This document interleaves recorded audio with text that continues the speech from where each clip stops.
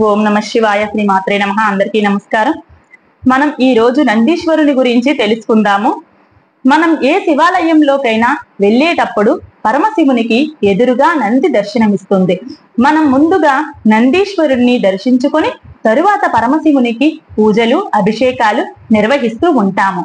అయితే పరమశివుడి ప్రథమ ఘనాలలో మొదటివాడు నంది కనుక ఇంత ప్రాధాన్యత నందికి వచ్చిందని చెబుతూ ఉంటారు. కానీ పురాణాల కథల ద్వారా పూర్వం శిలాదుడు అనే ఒక ఋషి ఉండేవాడు. ఆ ఋషి ఎంత జ్ఞాని అయినప్పటికీ, ఎంత గౌరవ మర్యాదలు కలిగిన వాడైనప్పటికీను అతనికి ఒక లోటు ఉండేది. అది సంతానం లేకపోవడం. అయితే ఆయనకి సంతానం లేకపోవడం వల్ల శిలాదుడు చాలా బాధపడుతూ దుఃఖిస్తూ విచారణతో ఉండేవాడు.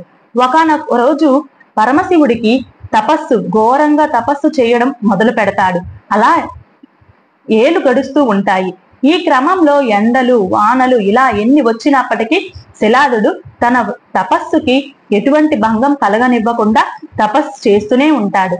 అయితే పరమశివుడికి ఒక రోజు శిలాదుడికి ప్రత్యక్షం అవ్వాలని అనుకుంటూ శిలాదుడు ముందు ప్రత్యక్షమయ్యి, శిలాద నీకేమి కావాలి, వరంగా కోరుకో అని అంటారు. అప్పుడు శిలాదుడు, నాకు సంతానం కావాలి స్వామి అని కోరుకోగా, తదాస్తు అని చెప్పి పరమశివుడు వెళ్ళిపోతాడు. అయితే శిలాదుడు ఈ క్రమంలో ఒక యజ్ఞం చేపడతాడు. ఆ యజ్ఞంలో హోమంలో నుంచి ఒక బాలుడు ఉద్భవిస్తాడు. ఆ బాలుడి పేరు నంది అని శిలాదుడు నామకరణం చేసుకొని నందిని చాలా ప్రేమ అనురాగాలతో పెంచుతూ ఉంటాడు. నంది కూడా తన పేరుకు తగ్గట్టుగానే చాలా సౌందర్యంతో ఉండేవాడు. ఆ నంది చాలా అనేక విద్యలను నేర్చుకున్నాడు. చాలా తెలివైన వాడు. అయితే ఈ క్రమంగా ఉంటుండగానే ఈ ఆశ్రమానికి ఒక దేవతలు వస్తారు. ఈ ఆశ్రమానికి వచ్చినప్పుడు నందిని చూసి చాలా సంతోషిస్తారు. నంది వాళ్ళకి చేసిన మర్యాదలు, దేవతలని సత్కరించడం, ఈ విధానాన్ని చూసిన దేవతలు చాలా మురిసిపోతారు. అయితే తిరుగు ప్రయాణం అయ్యేటప్పుడు నందీశ్వరుణ్ణి దీర్ఘాయుష్మాన్ భవ అని దీవించబోతూ మధ్యలో దేవతలు ఆగిపోతారు. శిలాదుడు ఎందుకు ఇలా దీర్ఘాయుష్మాన్ భవ అని దీవించకుండా మధ్యలోనే ఆపేశారు అని దేవతలను ప్రశ్నించగా, దేవతలు నందికి త్వరలోనే మరణం ఉంది శిలాద అని చెబుతారు. ఈ మాట వినగానే శిలాదుడు కుప్పకూలిపోతాడు. చాలా ఏడుస్తూ, బాధపడుతూ, దుఃఖిస్తూ ఉంటాడు.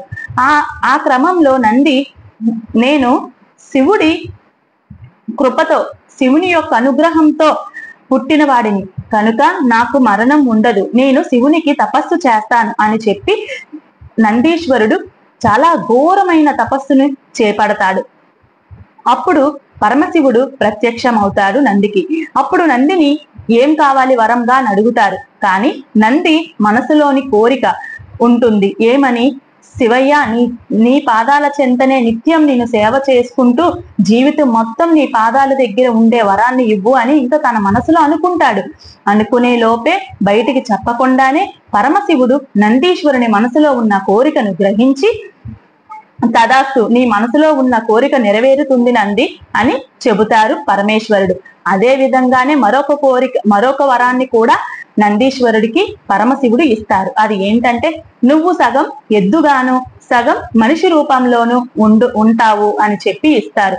అంటే పరమశివునికి ఎద్దుగా, నందిగా, ఒక వాహనంగా కూడా నందీశ్వరుడు ఉంటారు. అలాగే కైలాసంలో ద్వారపాలకుడిగా కూడా నందీశ్వరునికి మనుష్య రూపంలో ఉంచుతారు. ఈ విధంగా నంది జీవితాంతం పరమశివునికి సేవ చేసుకుంటూ జీవితం మొత్తం పరమశివుని దగ్గరే శాశ్వతంగా ఉండిపోతాడు. అందుకే ప్రతి శివాలయంలో కూడా పరమశివునికి ఎదురుగా నంది ఉంటుంది. నంది పరమశివునికి గొప్ప భక్తుడు. పరమశివునికి నందిని మించిన గొప్ప భక్తుడు ఎవరూ లేరట. పరమశివునికి నంది మీద కూడా చాలా అభిమానం, ప్రేమ ఉంటుందట.